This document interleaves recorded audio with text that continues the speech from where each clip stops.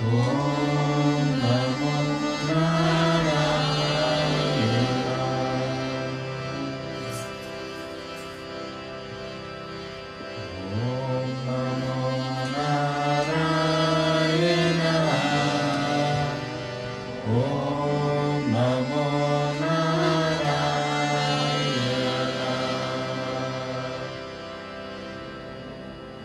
Sriman Narayan.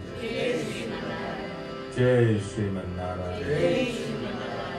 Jai Sriman Narayan. I pay my obeisances to my spiritual master, Srimad Jagadguru Sudarshan Acharya Ji Maharaj. I pay my obeisances to Lord Sri Ramanuj. I pay my obeisances to Mother Lakshmi. And I pay my obeisances to Lord Sriman Narayan. I welcome all of you here physically at the Sri Narayan Dham in Durban, South Africa. I welcome those of you that's watching this discourse on live feed, locally, nationally, and internationally. And I welcome those of you that's going to be watching this discourse when it is posted in the various groups from around the world. I wish all of you that are fathers a happy Father's Day, although I personally do not agree that a special day should be allocated to fathers, for every day is Father's Day, and they should take this Father's Day and convert it to Mother's Day so mothers can have 2 days. Because it is only mothers that deserve a day off in their life. In saying this, I wish my Guru, Swami Sudarshan Acharya Ji Maharaj, a happy Father's Day. I wish my Adi Guru, Lord Sri Ramanuj, a happy Father's Day. And I wish my eternal Father, Lord Sri Narayan, a happy Father's Day. Miracles does not mean a guru is great. Miracle does not mean a guru is great. A guru's Shakti does not mean a guru is great. The powers exhibited by a guru does not mean the guru is great. It simply means that the guru is bona fide and God is great. Miracles simply mean that the guru is a pure devotee of the Supreme Personality of Godhead, and that Godhead is endorsing through the purity of the guru the various miracles that take place in the lives of people that attend satsang. On saying this, in this Sri Narayan Dham itself, there are many miracles that are sitting here today. And this sister of ours that sang the last 2 bhajans, I first spoke to her and her husband a long time ago. When did I first speak to you about? Some time ago. How long ago? Maybe a month to sometime. Natasha, how long ago? More than. More than 8. Sometime 8. Yeah. Quite a while. Yes. Your wife was in hospital. And I sought your permission before I spoke to you. Yes, I remember. Because it is protocol to speak to the husband and seek the husband's authority before I spoke to your wife. It is ethics. It is ethics, notwithstanding the fact that I'm a guru. It's what we do in society. So in society,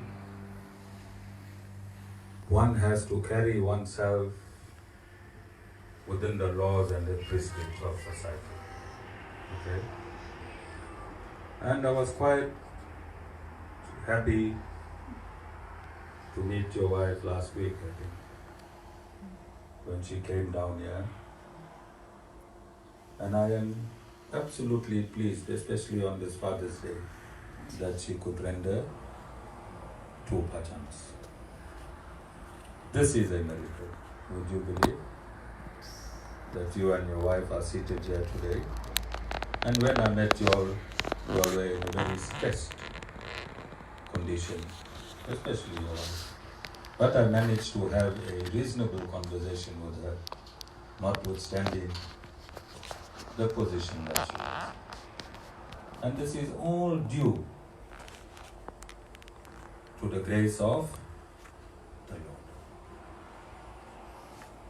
Then seated behind your wife is another miracle of mine, of Lord Narayan's, Vedavyas.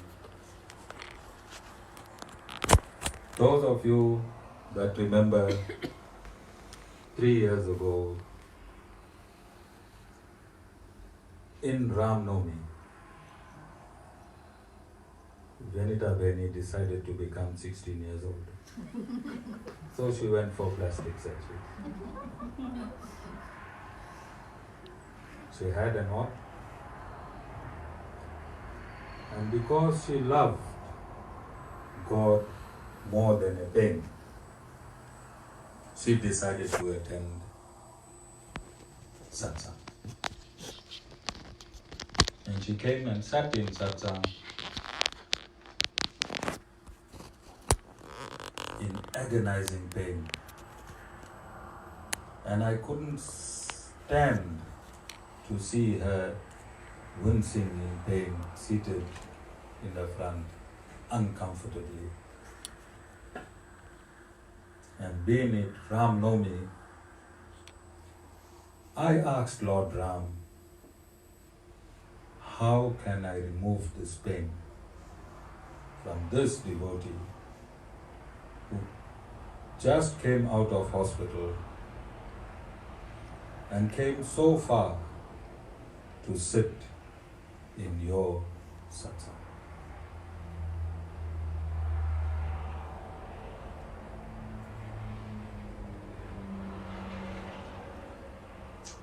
And I asked Vasan to bring a cup or a glass of water.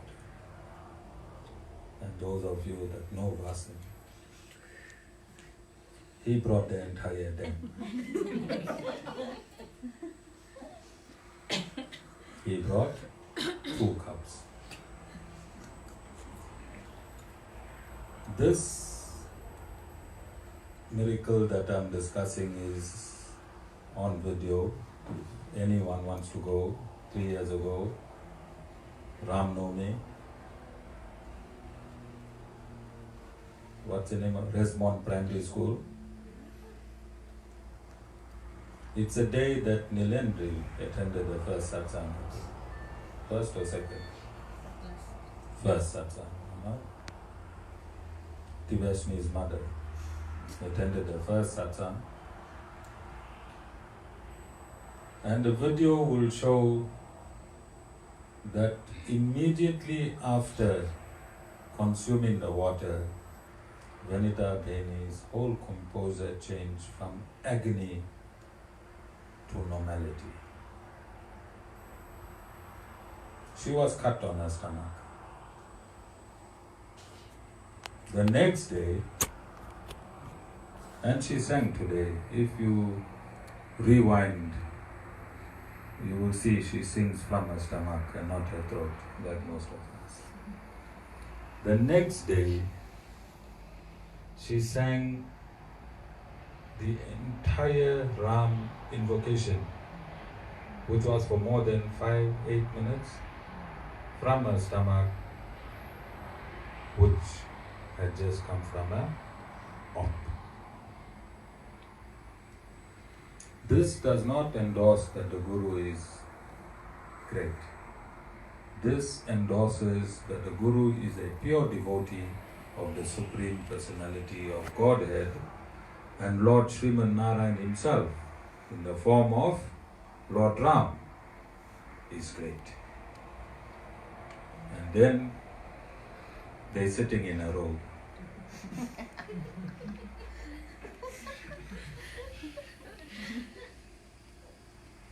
Is Dhana.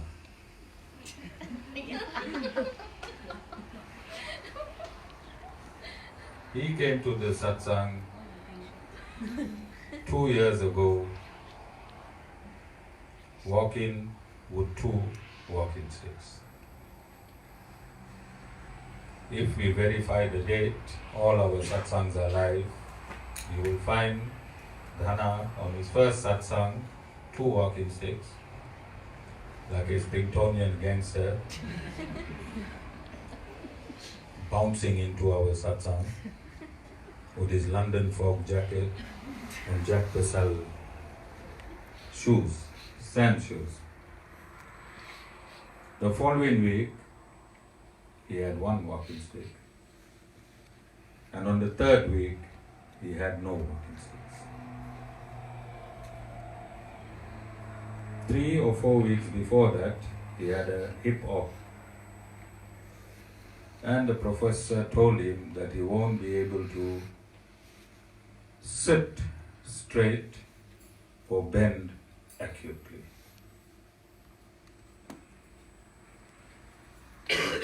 In February, we started building the Sri Sudarshan Goshala.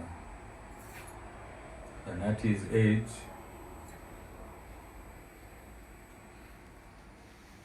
of 67 or 66 he was then, he used M200 blocks to build. He picked up the blocks from the floor, then he went and stood on a scaffold, and then he laid those blocks on the scaffold at the age of 66.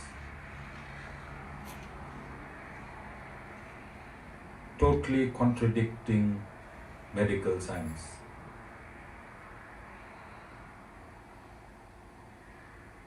Today, he is able to bend accurately. He can do all the things that his professor said he cannot do. That miracle of Lord Narayan does not belong to the Guru. The miracle belongs to Lord Narayan. The endorsement of the Guru as a pure devotee of Lord Narayan is that miracle. Then, as I said, they is seated properly. To the left of him, Pranisha Kalija. Her married surname is too hard to pronounce.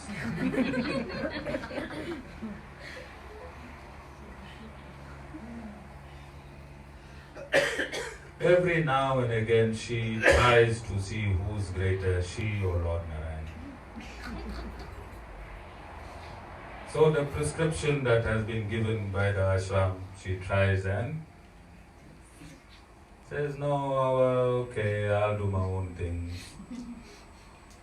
And I think 4 times when she decided to do her own things, she phones me from a private hospital in Westworld. Narayan Acharya ji, I've landed in hospital. Narayan Pranisha, why do you think you landed in hospital? I know, Acharya ji.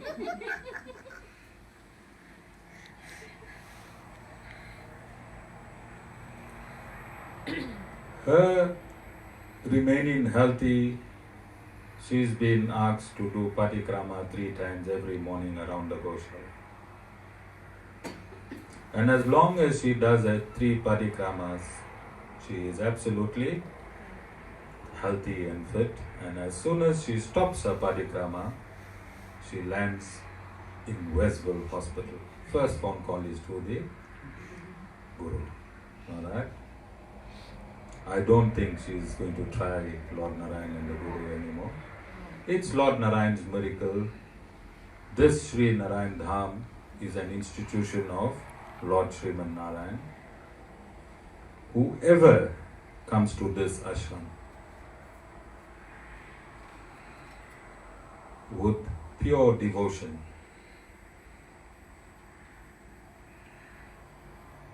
one-pointed devotion, then Lord Narayan will eradicate your miseries through the instrument of the Guru.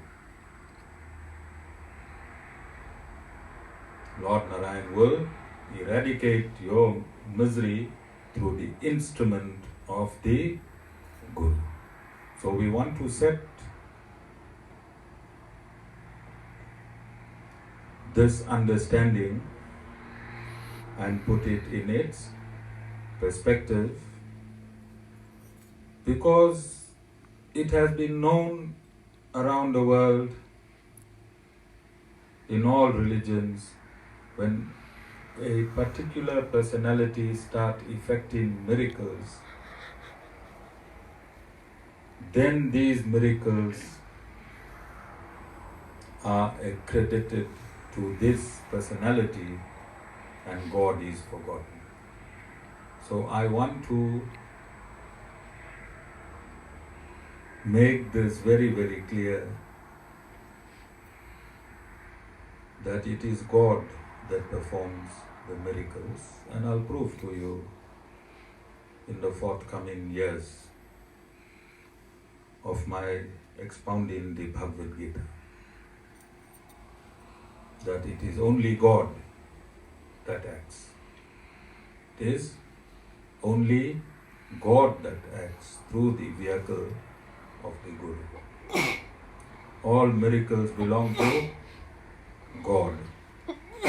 All powers belong to God. All Shakti belong to God. And then coming back,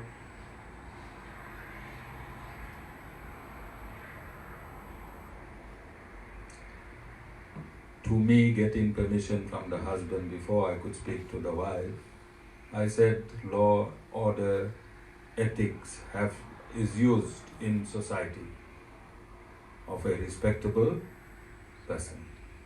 Similarly, in knowing who God is, there are various laws that need to be used in order to ascertain who God really is and which system really takes you to God. In saying this, I see quite a few notifications, postings on social media. What a beautiful religion Hinduism is. They say to be a Hindu, you can be an atheist. To be a Hindu, you can be a polytheist. To be a Hindu, you can be a monotheist. To be a Hindu, you can choose a god of your liking. Such a great religion Hinduism is. Bull. Bull. Bull. Hinduism is a colloquial name for those who follow Sanatan Dharma. Hinduism is a colloquial name for those who follow Sanatan Dharma. Sanatan Dharma has laws and authorities on how it should be followed. Sanatan Dharma has laws and authorities on how it should be followed.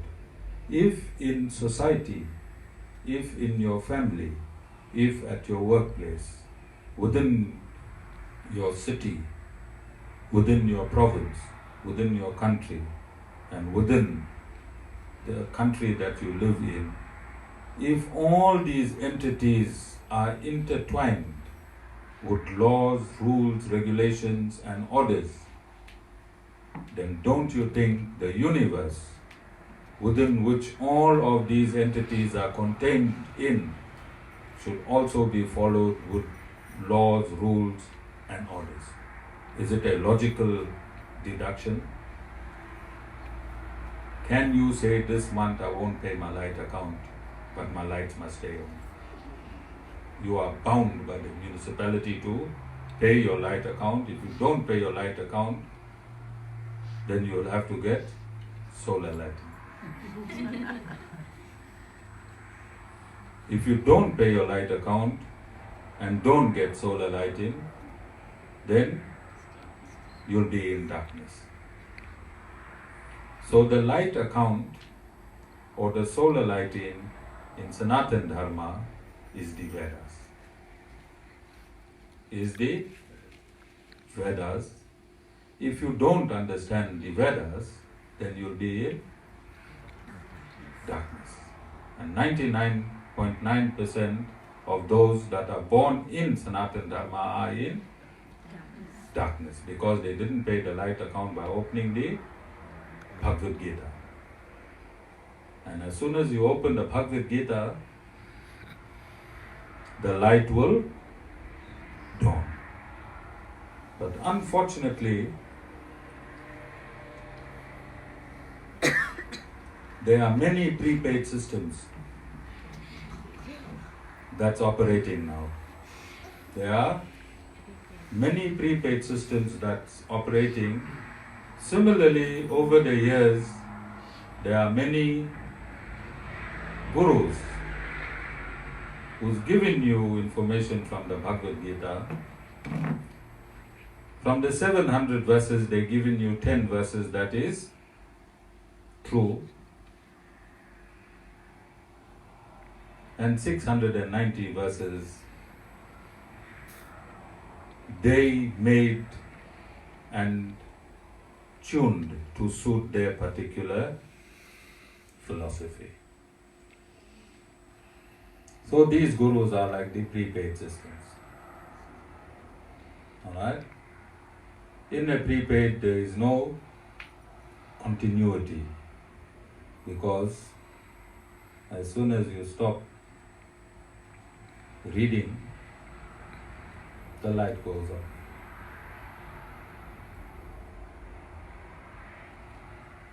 That continuity of light shining,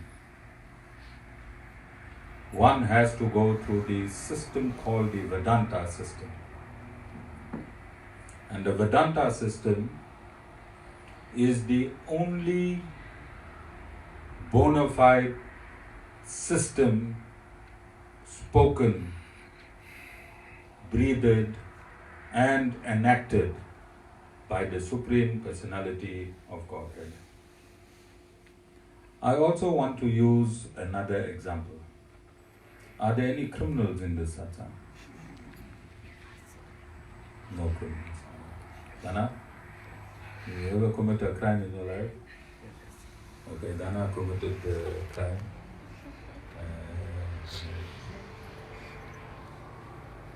You been to court? Dana's been to court. Did you win your case? Yes, yes. Lord Narayan was on your side. Okay. So, in court or in the law of the various countries in the world, each country has its own criminal law system and its statutory law system. And you have to live within the statutory law and the criminal law. The criminal law is mostly international, but it could be tweaked to suit a particular country. But statutory law will belong to the country itself, and constitutional law will belong to the constitution, the country itself, pertaining to the country. But the constitution have to embrace both the municipal law, the criminal law, and the statutory law. So from whichever direction you look, there must be synthesis in all the laws. These laws must not contradict each other. If you transgress a municipal law, that transgression must not be different from a verdict that is given in criminal law or statutory law. All the laws must harmonize itself. And similarly, in the Vedas, there are various laws that need to be followed, and there are various authorities that need to be followed. So in the Vedas, there are 3 authorities. To follow Sanatan Dharma, there are 3 authorities. The first authority is Shastra. Shastra is the scriptures, the Vedas. The second authority is inference. And the third authority is perception. What is inference? Inference is using logic and reason. Inference is using logic and reason, and perception is using your senses.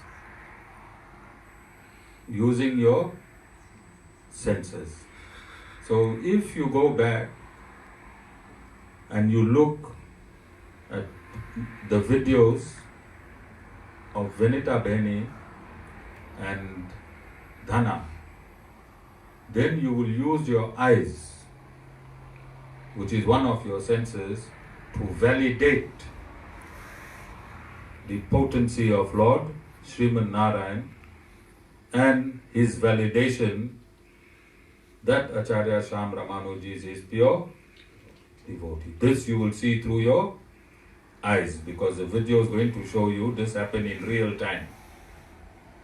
As the satsang was happening, these miracles took place. So you'll see Dhana, 2 walking stick, 1 walking stick, no walking stick. Alright? And if you go to the Goshala, his partner in crime in building the Goshala is our harmonium player.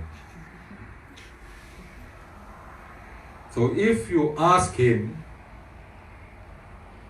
did you witness Dhana picking up M200 block and building the Goshala? Did you also witness him falling when the scaffold toppled? And some are of the opinion that Acharya was testing to see whether Dhana was really medical fit, that the Acharya used some power and made the scaffold fall. Right? There's some rumors going around. Then Strini, our harmonium player, will tell you, yes, I was there and I saw Dhana bend accurately, pick up the block and lay not only that 1 block but many M200 blocks. He also mixed and picked up cement. So through the sense of hearing, through perception,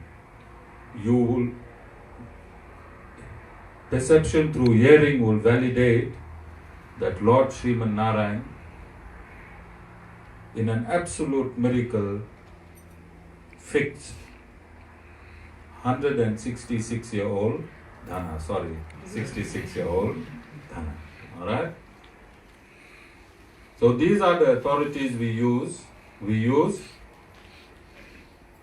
Shastra, which is the Vedas. We use inference, which is logic and reason. When we say we dispute medical science, we dispute it through inference, logic and reason, logic being that Dana picked up the block from an acute angle and positioned it on the building.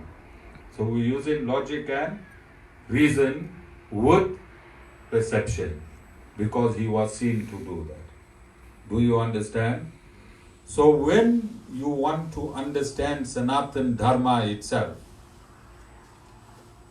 that guru who is expounding Sanatan Dharma must expound Sanatan Dharma through the Shastras, using the authorities of perception and inference. Then only that discourse is bona fide, or that guru is bona fide. And that information that you are getting is bona fide. So the three authorities, the three scriptural authorities are the Vedas, both parts, the Samhitas, the Brahmanas, the Aryanakas, and the Upanishads. So all parts of the Vedas, all four. Then the Brahma Sutra by Vedavyas, and then the Bhagavad Gita as spoken by Lord Sri Krishna. These three authoritative texts must be used to determine the truth in Sanatan Dharma. So the three authorities are scripture, inference, perception. And the three authoritative Shastras are the Vedas, the Vedas, the Bhagavad Gita, and the Brahma Sutra. Okay? Then the Brahma Sutra states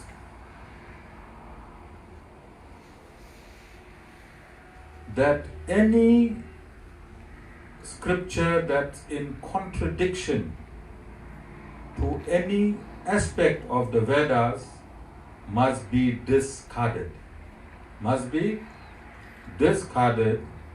And the Brahma Sutra only endorses the Pancharatra Agama. The Brahma Sutra only endorses the Pancharatra Agamas. The Vedas itself has no author. The Vedas in itself has no author. It emanates from Om. It emanates from Om. From the pranam Om, the entire Vedas emanate, and at dissolution, the entire Vedas go and reside back in Om. Om is breathed by Lord Narayan. So all the Vedas is the breath of Lord Narayan. Lord Narayan breathes the Vedas. He does not author it. As the Vedas is not authored, it is not sectarian, it does not have any emotion. It is for all human. It is for all sects. It is not biased against a particular sect or a particular creed of people. And then one might ask, why is the Vedas in Sanskrit and why does it originate in India? Simply, 5,000 years ago, Bharatvarsha, India was called Bharatvarsha, and Bharatvarsa ruled the entire earth with its headquarters in India. 5,000 years ago, the entire earth was called Bharatvarsa, and you see, 50 years ago, the last half of India was taken away as well into Pakistan. So India got subdivided up until now. It is just a small country of 50 states in the Asian continent. 5,000 years ago, when the Vedas was written, collated and codified by Vedavyas, then there was one emperor ruling the entire earth, and there were kings from various parts of the earth that were under this one emperor. Every continent has a temple of either Lord Vishnu or Lord Shiva. Every continent. And if you look at the equator and look at all the pyramids, if you look at the equator and look at all the pyramids, then you'll find all these pyramids are seated on the equator itself, right? Okay? Then we do not need science to validate Sanatan Dharma. Sanatan Dharma does not need science to validate Sanatan Dharma. Science needs Sanatan Dharma to validate science. Do you understand? Science needs Sanatan Dharma to validate science. Sanatan Dharma does not need any person or any entity to validate itself. It's a living organism. It's here eternally. Sanatan Dharma will be here, it was here, it is here, and it will be here eternally. There's no necessity for any particular creed or society to validate Sanatan Dharma. In saying this, Lord Sri Krishna was here 5,000 years ago. When he left, he sank the city of Dwarika. This was regarded as a myth until 15 years ago, India's navy found the city Dwarika. So this is why I'm saying we do not need any validation from science. Then, coming back, the Brahma Sutra only accepts the Pancharatra Agamas as valid outside the three authorities, and the Pancharatra Agama is authored by no one other than Lord Sri Narayan himself.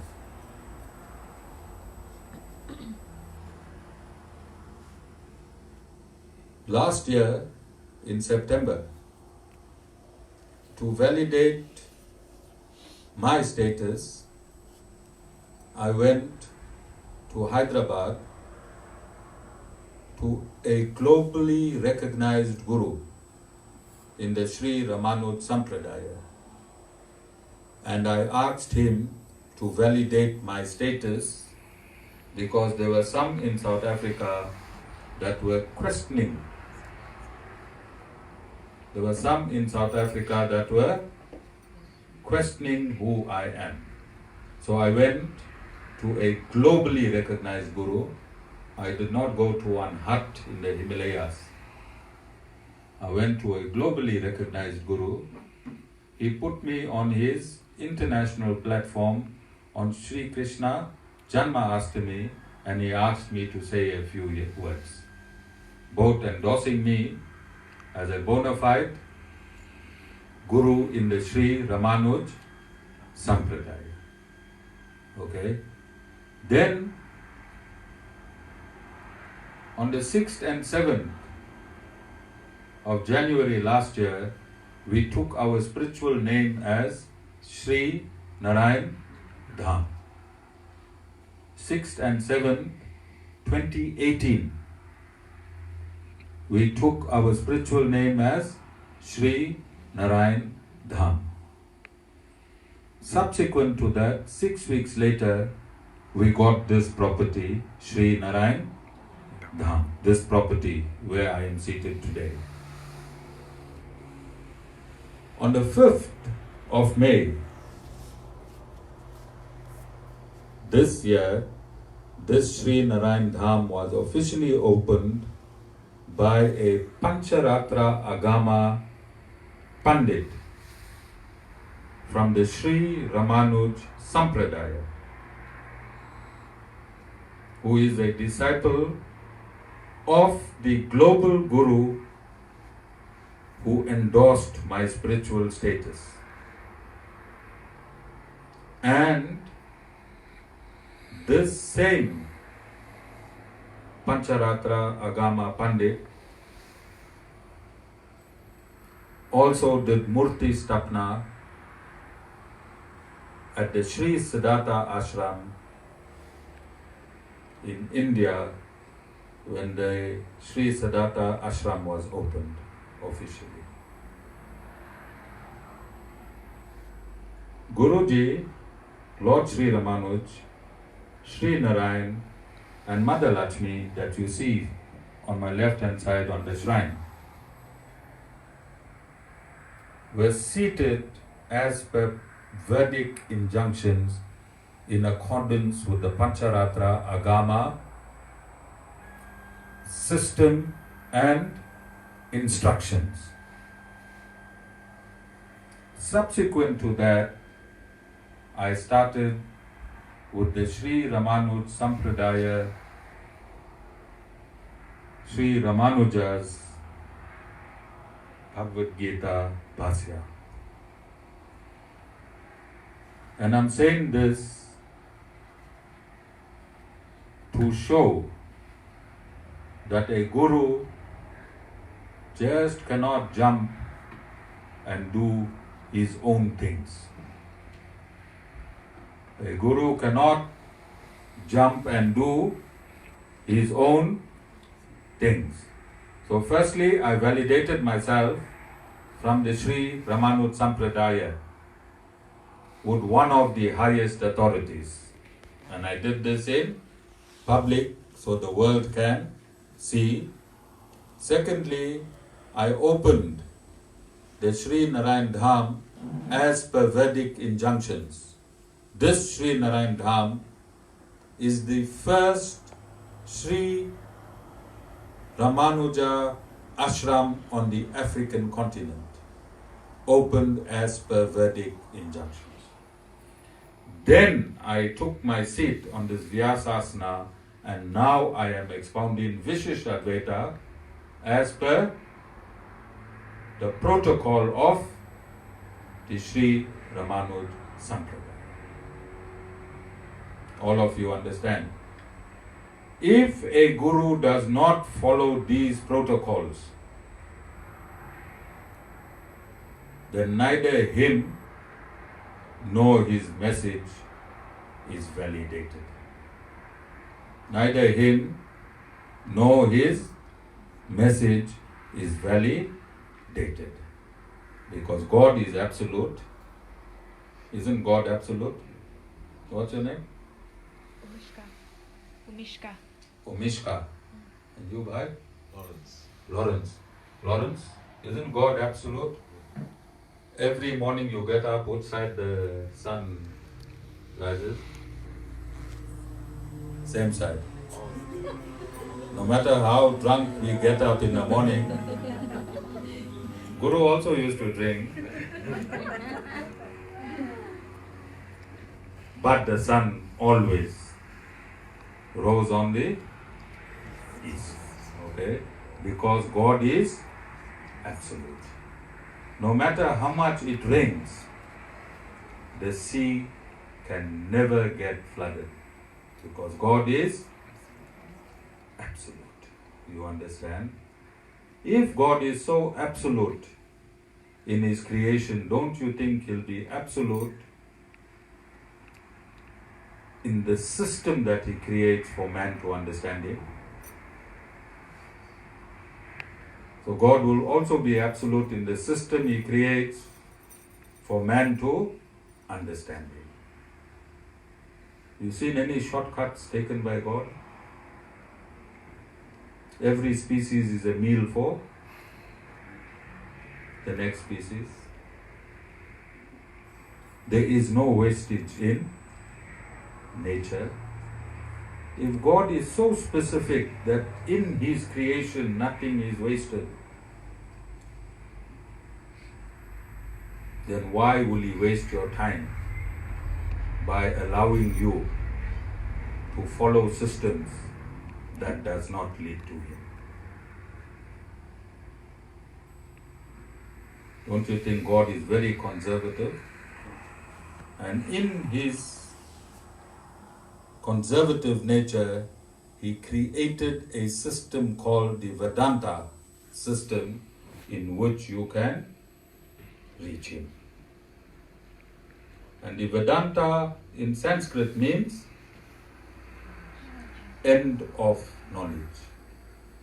Vedanta in Sanskrit means end of knowledge. It means this is the last knowledge a human needs to reach Him. Because you know how to get up. You have knowledge how to get up. You put an alarm, and you also have a built-in alarm. Your built-in alarm is the real you, your soul.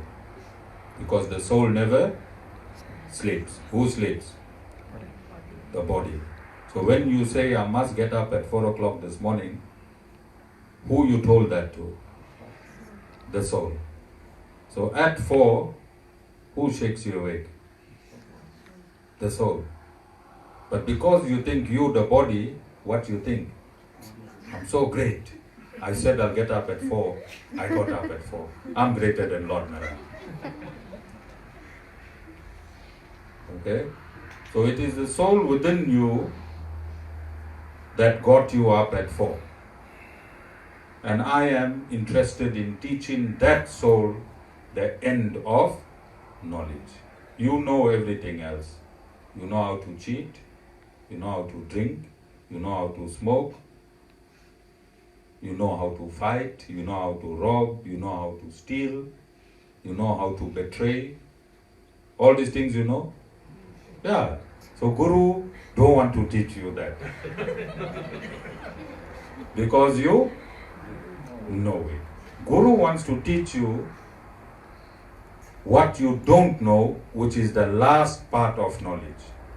So the Guru wants to teach you Vedanta. Vedanta means the end of knowledge. So all this knowledge you have, it is to keep you within this material universe. You don't have knowledge how to escape from it.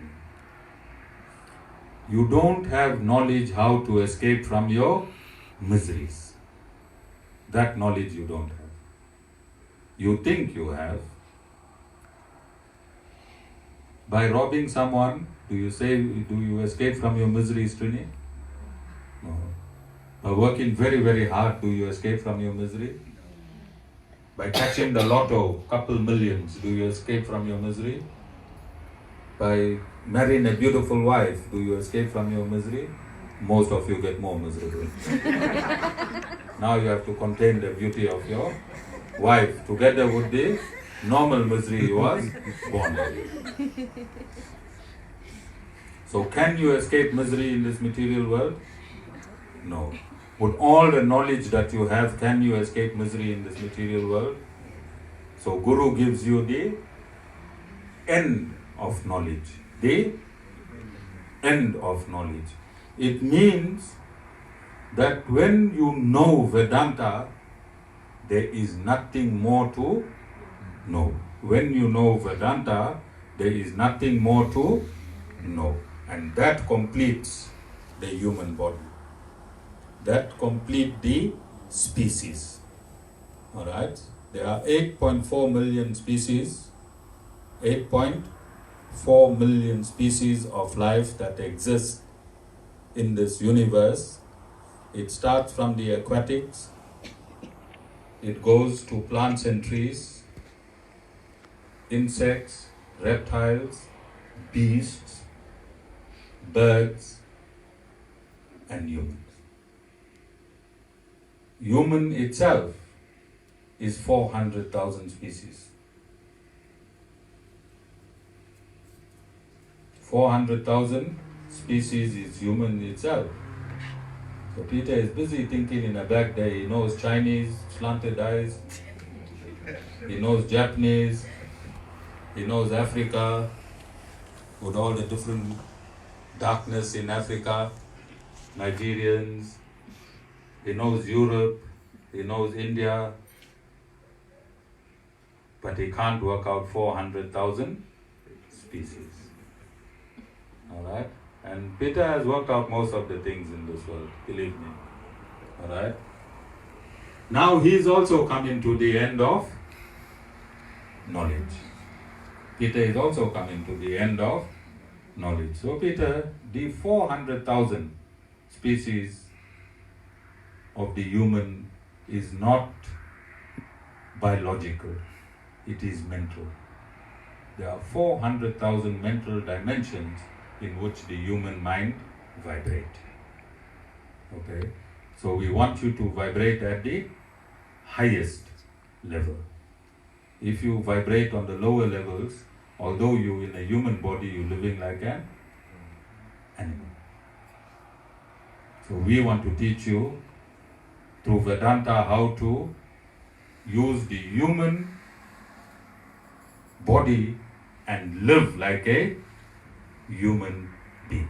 So we teach you humanity. And when you learn humanity, at the end of knowledge, you will realize that you are not this body, you are the soul.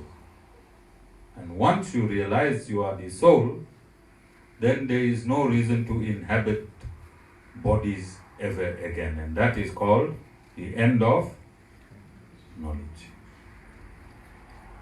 So, as we are confused here, Arjuna was also confused. And to dispel Arjuna's confusion, the Bhagavad Gita was spoken. So we're going to do a few verses again of the Bhagavad Gita spoken by Lord Sri Ramanuj. And I'm going to quite boldly state today, and I'm going to show with the three authorities. What are the three authorities? Shastra, inference, perception. And what are the three authoritative Shastras?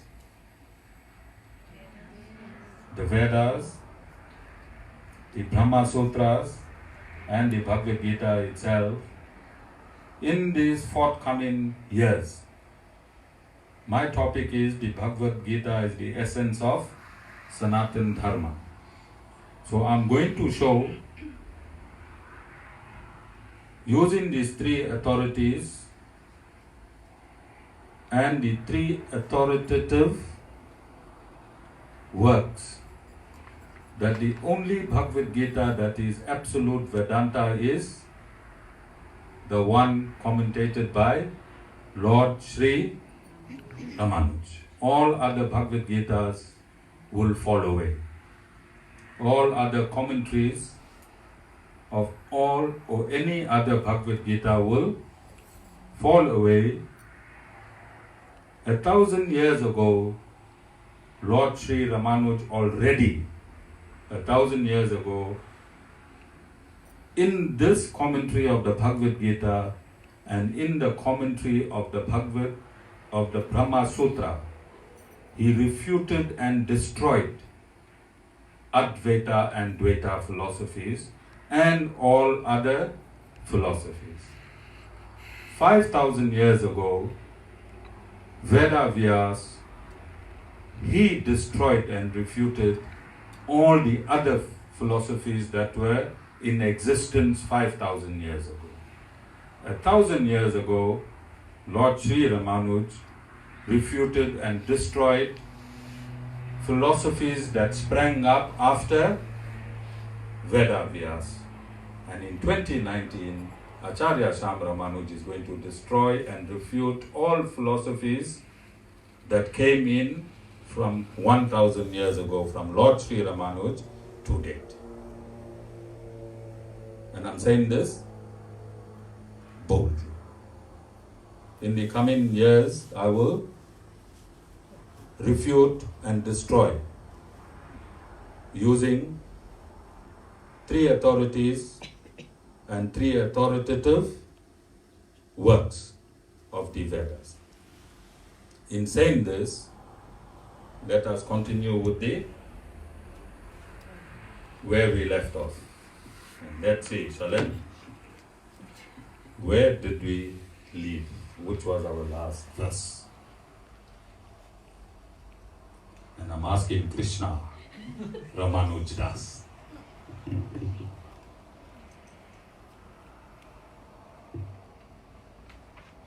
Which was the last verse, Krishna Ramanuj Das?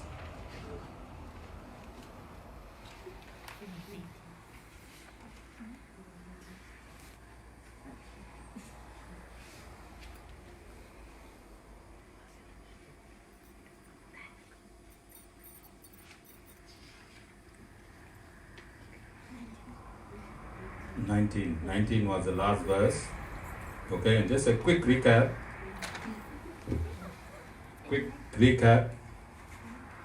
So just a mic. When the demons, when those human with demonic mentality, when they blew their conches and their instruments, the sound was terrific. When the divine, who was 40% less than the demonic, when they blew their conches and their instruments, it was tumultuous. And we said terrific is nothing compared to tumultuous, and it rent the hearts of the demonic asunder, which means when the truth is spoken, it hurts the heart of the demonic, because the demonic heart is weak. And it is weak because it is not one-pointed, it is many-pointed. Because the demon is always blabbering and mumbling. And we said that if you have a conversation with the demon and the topic is, a demon is a normal human being who do not follow scriptural injunctions. Alright? That's a classification of a demon. And if you have a conversation with a demon and we're discussing apples, that person with demonic mentality won't discuss apples, he'll discuss, and we said, burgers. Alright, and I always say this in my discourse because it starts your appetite. We have lovely lunch prepared for you. Okay?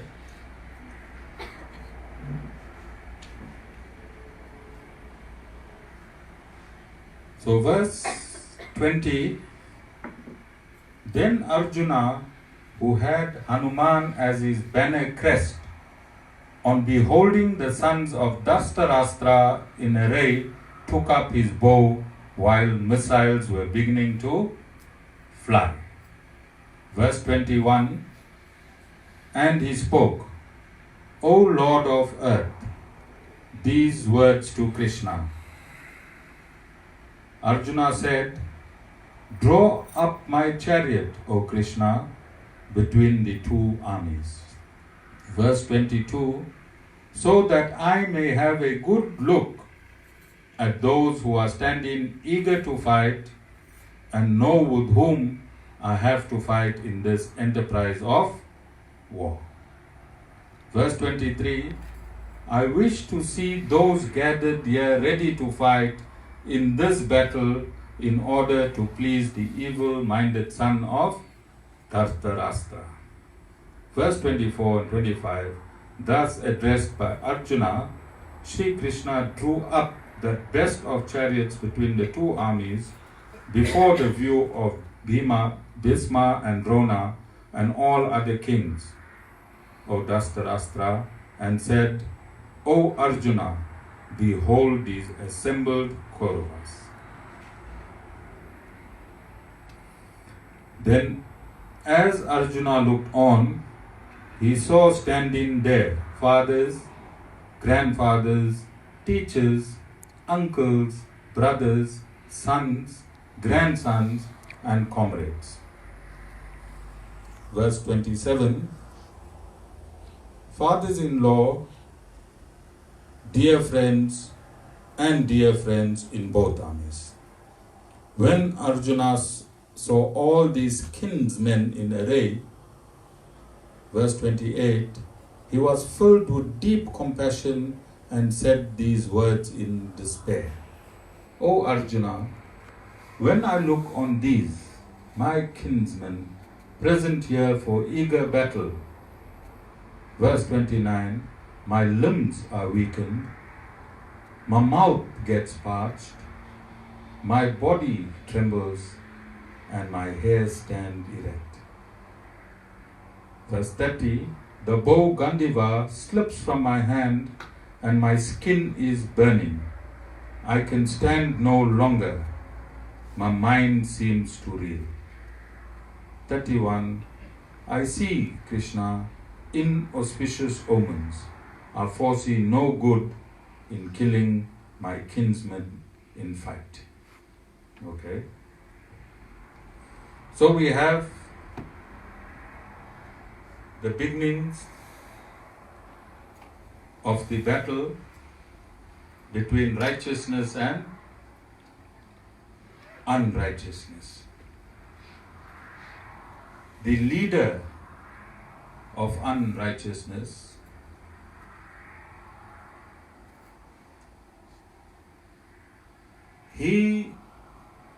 his emotions is fear of losing the kingdom. His emotions were described, he was afraid, he was rambling, he was babbling, he was in fear of losing the kingdom. This kingdom is a material entity. His only emotion was losing a material entity. Now look at Arjuna representing the righteous. His fear was, although the side of the enemy had declared war on his side, within the enemy all were human. Within the enemy all were human, and from the enemy many were related to him. So his fear in this war was compassion. His fear in this war was initiated by compassion. Kinsman, what, Natasha, kinsman mean?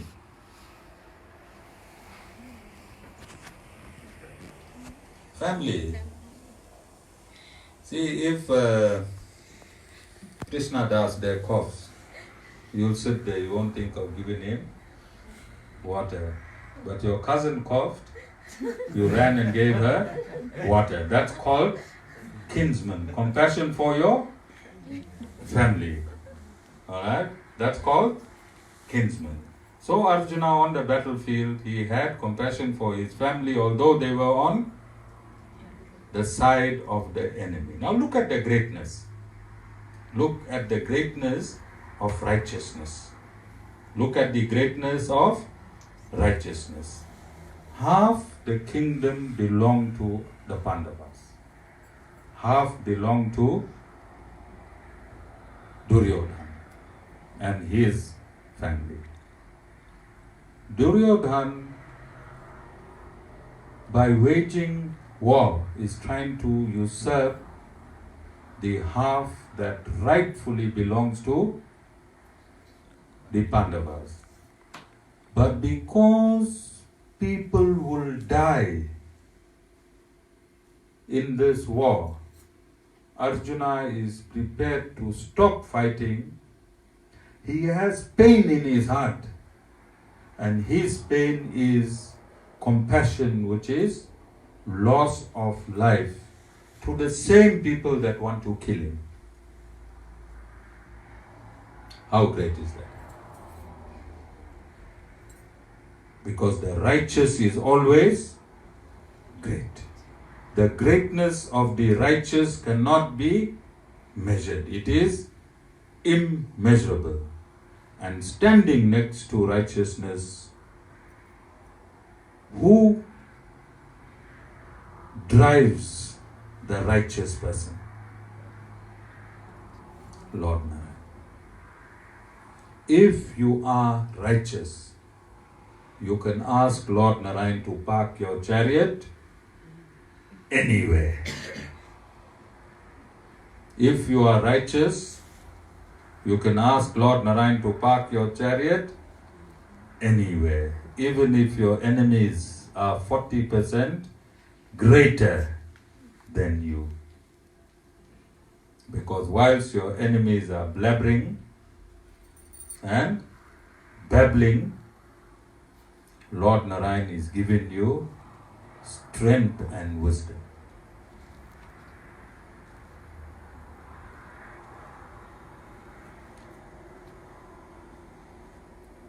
Righteousness is the long cut. Unrighteousness is the shortcut. In righteousness, nobody is hurt. In unrighteousness, whoever comes in your way is hurt. Okay? The frame of mind with these two opposing forces that are at war, one is motivated or impelled by greed. And greed is in the mode of ignorance, because within the mode of ignorance resides anger. Within the mode of ignorance, Pranisha, resides anger. And I want to state that I am absolutely happy with Pranisha, because she is now 6 months anger free. Her husband breathes a sigh of relief every day of his life. Pranisha, I am very, very pleased with you. I ran over 1,000 devotees from the time I started satsang. Those that are not here, why? Because they did not let go their anger. When the Guru told them, remove your anger, they only removed it up until they got what they wanted. And after they got what they wanted, the Guru said, please remove your anger. It was not necessary for them to listen to the Guru any more, because they got what they wanted. Alright, but Pranisha, she decided that she rather remove anger and go to Westball now and again than do her parikrama full of anger. And that's a wise decision, Natasha. Don't you think that's a wise decision? Yes. And these are the small things that blossoms the Guru's heart. which means every 1,000 person I'm going to ask to leave their anger, how many are going to leave it? One. That is the ratio. Right? But conversely, people will say that 1,000 people are fighting with the Guru, so the Guru is wrong. Because they count in how many people the Guru is fighting with. They're not looking at how many people are redeeming their filth. You understand, Venita? Yes. Guru can't be wrong. As long as the miracles continue to happen. So you judge a Guru by the miracles in his satsang. As long as the miracles are there, Guru is pure. Guru is pure. Okay? So on righteousness and unrighteousness. Unrighteousness is impelled by tamagun, which is the mode of ignorance. Compassion is impelled by which guna? Satagun. But is Lord Sri Krishna happy with satagun? Because even in satagun, there's attachment. Even in satagun, there's attachment. So Lord Sri Krishna is going to remove Arjuna from satagun and place him where?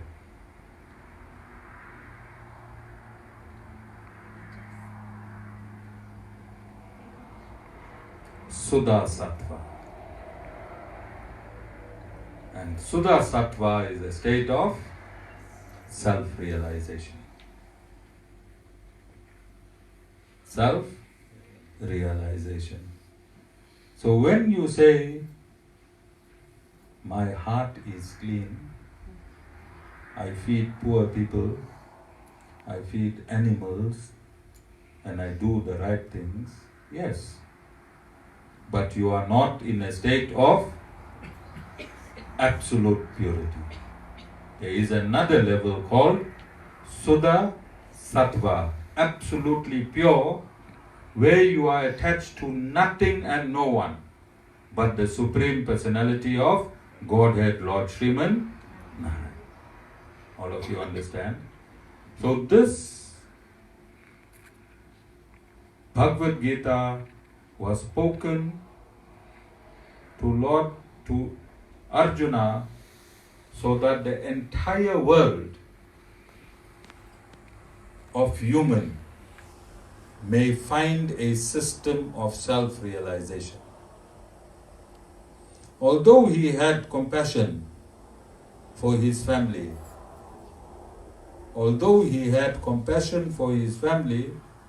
Lord Sri Krishna reprimanded him. That is our discussion next week.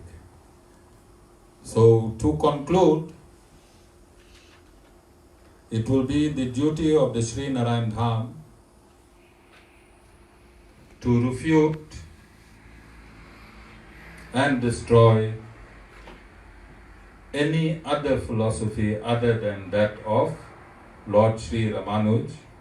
This was done 5,000 years ago by Vedavyas. Then, subsequent to that, these other philosophies don't die at the roots. We just nip them, because these philosophies keep Sanatan Dharma alive. These false philosophies keep Sanatan Dharma alive all the time. And how is it kept alive all the time? By defeating them. So every time, and this is the uniqueness of false philosophies. So every time 4 or 5 false philosophies will crop up, then you will get a guru, he will defeat these philosophies. And in defeating these philosophies, he is educating the masses on the absolute philosophy. So it's keeping Sanatan Dharma alive all the time. And lastly, Vaishnavism means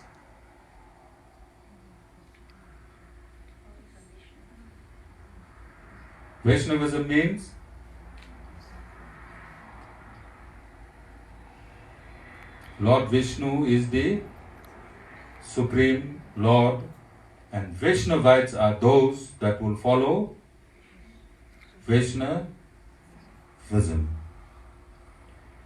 You cannot say you're a Vaishnavite or you belong to Vaishnavism if you project any other god other than Lord Vishnu. And this we use inference and perception, because it is logical.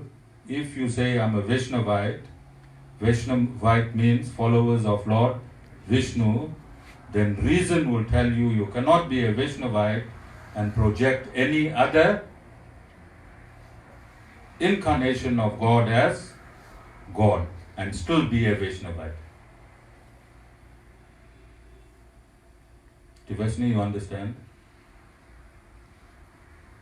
What you understand? You can't be a Singh and a Pillai at the same time.